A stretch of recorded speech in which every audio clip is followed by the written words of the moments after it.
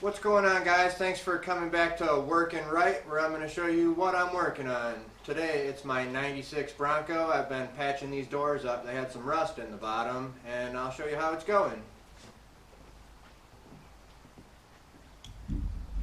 If you haven't already, take a moment to subscribe to my channel. I appreciate it. Send me a comment.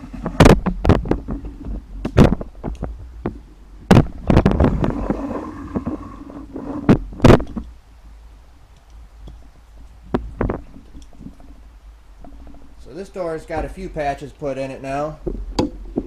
This one starts about here and goes across. It's got a dip in it, and then it's flat and flat.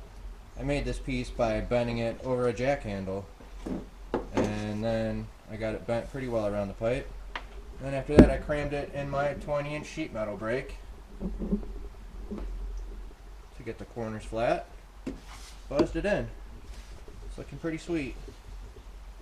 Right here is another patch I put in, right in here. This was a tough one because it's got this,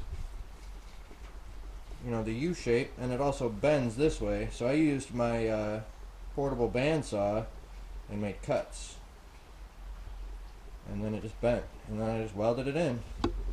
Portable bandsaw has been a blessing. If you don't have one, you should get one. But now I'm on to needing to grind all this down. And I can tell you, it's not much fun. I've got the regular angle grinder, which works well. Sometimes I use a grinding stone. Maybe a flap disc, you like those? Maybe if you're feeling crazy, you'll try to grind with a cutoff wheel. They all work. I seem to have the best luck with my little Harbor Freight die grinder. I use these 2-inch screw-on style sanding discs, and they seem to do a pretty good job. I find it kind of difficult to grind just the weld and not the metal around it, so I have found a little trick is to paint all of it with fresh paint, and then just make sure you're just grinding the weld. But again, I'm no expert. I've only been doing this for a few months, and I have no professional training other than YouTube University.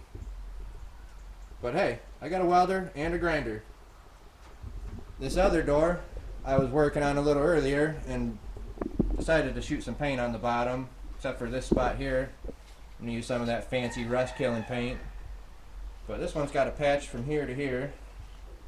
Another little patch over here. I thought that was the only rust in this door, just a little patch on the shell. By the time I got into it, I'd cut this door lip off the whole bottom and up the other side. But I made a new one just from flat stock. I buy it at Summit. It's 20 gauge cold rolled sheet metal.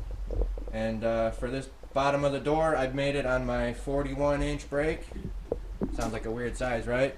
It's this piece of angle iron. I just use a bunch of clamps, hammer it down, bend it. Use what you got, right? Fake it till you make it. I'm telling you, anybody could do this. A little bit of ingenuity and a willingness to try. So that's what I'm working on. My buddy John, he's been put out of work because of this virus, and he started making these birdhouses.